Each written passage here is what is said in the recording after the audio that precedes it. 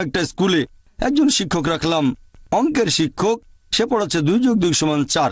আগামীকাল পড়ালো 2 যোগ 2 সমান 5। আমি সেই শিক্ষককে রাখবো না স্কুলে।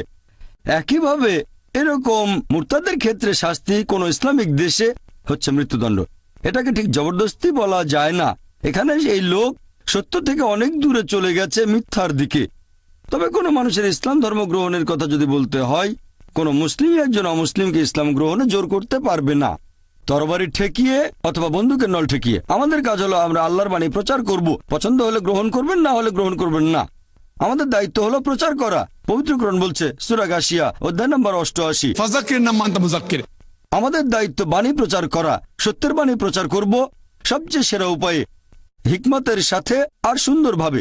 সবচেয়ে সেরা উপায়ে। একজন অমুসলিম ইসলাম গ্রহণ করবে কিনা সেটা আমাদের নিয়ন্ত্রণে নেই।